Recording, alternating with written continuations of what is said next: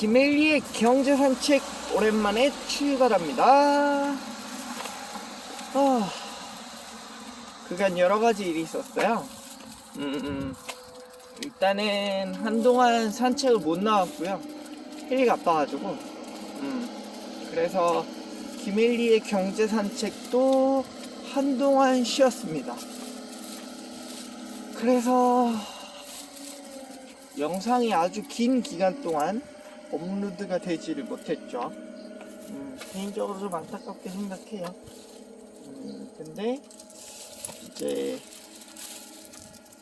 이제는 헨리 다리도 건강해졌고 정상적으로 예전처럼 산책을 해도 문제가 없다는 진단을 받아가지고 약간의 휴식 기간을 거친 뒤에 이제 다시 아침 산책을 하고 있습니다. 그래서 사실 세상에 그 기간 동안 많은 일들이 있었죠. 네. 그 중에 우리의 생활에 가장 큰 변수가 되는 소식이 있었습니다. 바로 금리 인상이죠. 금리 인상 소식에서 제일 자주 나오는 얘기는 미국 연방준비제도 이사회의 기준금리 소식이 되겠습니다. 보통 기준금리를 0.25% 단위로 올리거든요. 그래서 0.25%를 조정을 하면은 스몰 스텝.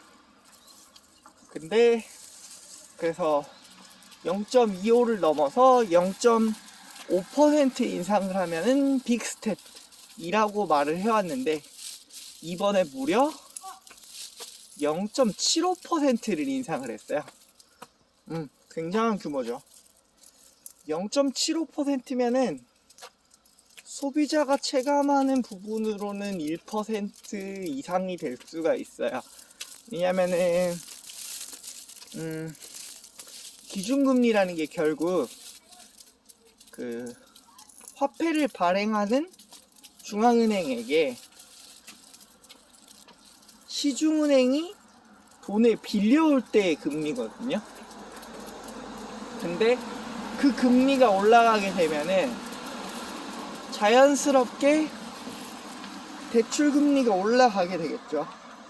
근데 대출금리만 올리게 되면은 그 자금을 조달하기가 다소 어려워질 수 있으니까 예금금리도 조금 올라갑니다. 결과적으로는 금리가 올라가면은 예금이 늘어나고 대출이 줄어드는 것을 유도한다고 볼 수가 있는데요. 그래서 보통 금리를 올리는 거는 경기 과열의 우려가 있을 경우, 더 이상 경기가 좋아지면은 인플레이션 우려가 크다 라고 판단이 될 때 주로 금리를 올리고요. 경기가 많이 침체되어 있어서 경기 활성화가 필요한 경우에는 금리를 내립니다.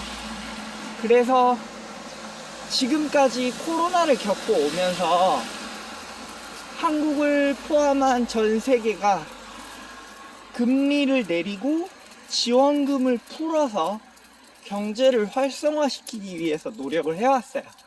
근데 문제는 그 과정에서 돈을 풀다 보니까 돈의 가치가 전반적으로 내려가게 되잖아요. 너도 나도 1억을 가지고 있을 때 1억하고 모든 사람의 자산이 100만 원도 안 될 때 1억은 가치가 다르니까요. 그래서 조금씩 인플레이션의 우려가 생기려던 차에 지금 원자재 가격이 많이 올랐죠. 특히 식량 가격이 많이 올라서 물가가 오르다 보니까 물가 인상 요인이 한 방에 두 개가 생겨버린 거죠. 그래서 보통 저희가 이런 거를 스태그플레이션이라고 합니다. 그 물가 인상과 경기 침체가 동시에 나타나는 상황인 거죠. 그래서 우리 인류 역사에 스태그플레이션이 딱 한 번 있었어요. 그게 언제냐면은 저 오일 쇼크 때. 그래서 오일 쇼크 때는 기름 가격이 올랐는데 그 상태에서 오히려 경기는 침체되는 상황을 겪었습니다. 근데 그때 세계 경제는 어떻게 대처를 했냐? 그때 금리를 올렸어요. 그때는 금리를 올린 규모가 진짜 어마무시했죠. 그때가 80년대 후반인데 그때 기준금리가 무려 20%였습니다. 그래서 그 인플레이션 파이터라는 이름으로도 불리던 폴 볼커 형이 무려 기준금리를 20%로 거의 한 방에 올리면서 물가를 잡겠다고 선언을 했죠. 근데 금리를 한 번에 올리게 되면 경제적인 여파가 되게 클 수가 있어요. 그렇잖아요. 자, 지금 우리나라 사람들이 집을 살 때 얘기하는 대출 금리가 보통 그 주택담보대출 같은 장기 대출은 그나마 대출 이자가 싼 편이라서 아무리 이자를 센 상품을 받더라도 5%를 넘지는 않거든요. 그러니까 보통 이제 뭐 신탁대출을 받거나 아니면은 이금융권으로 가서 금리를 좀 더 받았을 경우에도 이제 4.5% 막 요 정도 선인데 지금 금리가 0.75%가 오르게 되면 단순산술적으로도 0.75%가 오를 건데 우리가 늘 겪어왔듯이 원가가 100원 오르면 판매가가 100원 오르는 게 아니죠. 그래서 지금 한간에는 주택담보대출 8% 시대를 바라보고 있습니다. 근데 이제 이 8%라는 거는 고정금리를 기준으로, 그래서 보통의 경우에는 저희가 아시다시피 변동금리랑 고정금리 두 가지가 있는데 고정금리의 경우에는 변동금리보다 고정이 되는 대신에 지금 보고 있는 금리보다 조금 높게 계약을 하는 경우가 많고요. 그리고 변동금리 같은 경우에는 금리가 조금 낮은 대신에 금리의 변동에 따라서 연동이 돼서 같이 움직여요. 그래서 이제 그 변동의 기준이 되는 기준금리에다가 각 은행에서 붙인 일종의 마진이나 부대비용, 가산금리를 합쳐서 실제 금리가 결정이 되는데 그게 이제 요동을 칩니다. 그래서 저희가 보통 그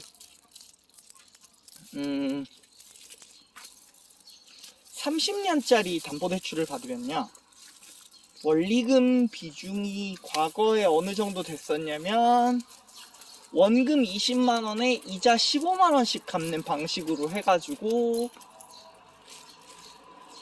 대략 1억 정도 빌리면 35만원에서 40만원 갚는 정도. 그러니까 쉽게 얘기하면 원금이랑 이자를 똑같이 내서 계속 갚으면 30년 정도에 갚을 수 있는 구조가 돼 있었는데 만약에 그 구조로 가게 된다면 이자를 갚아야 되는 비용이 더 커지다 보니까 사실 3%와 8%는 차이가 크죠. 그래서 8%면 거의 2배 이상을 물어야 되는 상황이기 때문에 지금 상황에서는 대출을 받는 사람들에게는 다소 타격이 큰 상황이라고 할 수가 있겠습니다. 네, 굉장히 위험한 상황이고요. 그래서 지금 주택 구입을 생각하고 계시는 분들이라면 에이 자꾸 어디가, 잘 생각할 필요가 있는 게 이제는 이자 부담액이 1년에 거의 2배가 됐다고 생각을 하면 되니까 사실상 우리가 지금껏 보지 못했던 원리금 상환 부담을 안게 된다고 볼 수가 있겠습니다. 네, 보통의 경우에 그 부동산 시세라는 게 이 수익률이라는 거에 기회비용하고 관련이 있기 때문에 금리가 오르면 따라 월세도 같이 오르거든요. 왜냐면은 그 금리보다 부동산 수익이 낮게 되면 임대를 주느니 돈을 빌리고 돈을 은행에 넣고 말지라는 심리가 발생을 하기 때문에 대부분의 경우에 금리보다는 높은 선에서 부동산 임대 시세가 형성이 됩니다.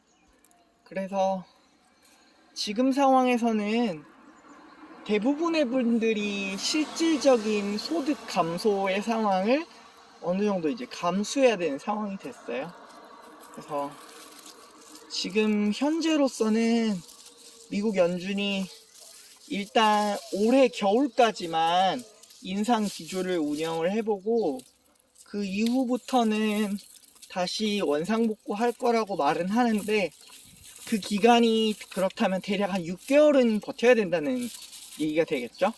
근데 참 6개월 동안 이자 부담이 2배가 된다는 거는 여러 사람에게도 그 악영향을 줄 수 있고 그 경제 순환 자체를 위축시킬 수 있는 요인이 있기 때문에 우리 모두가 지금은 감내해야 될 겨울이 오고 있다 라고 할 수가 있겠습니다. 근데 여기까지 들으면 그 생각을 할 수가 있어요.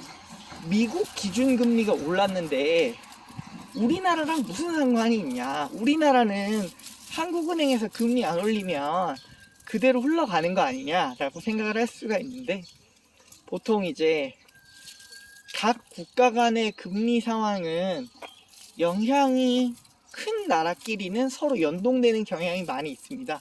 왜냐면은 우리가 미국이랑 예를 들어 가깝고 투자자의 돈이 미국에서부터 많이 유입이 돼 있다고 치면, 만약에 미국 금리가 우리나라 금리보다 눈에 띄게 차이가 난다 라고 하면 우리나라에 투자를 했던 사람들이 우리나라에 투자를 하느니 미국에 예금으로 넣는 게 낫겠다 라고 생각을 해서 자금을 뺄 수도 있죠. 그래서 대부분의 경우에 그 금리 차이가 커지게 되면은 결과적으로는 그 외환 위기, 한 번에 달러가 부족해져서 한 번에 외환 위기가 올 수 있는 상황이 올 수도 있기 때문에 그거는 조금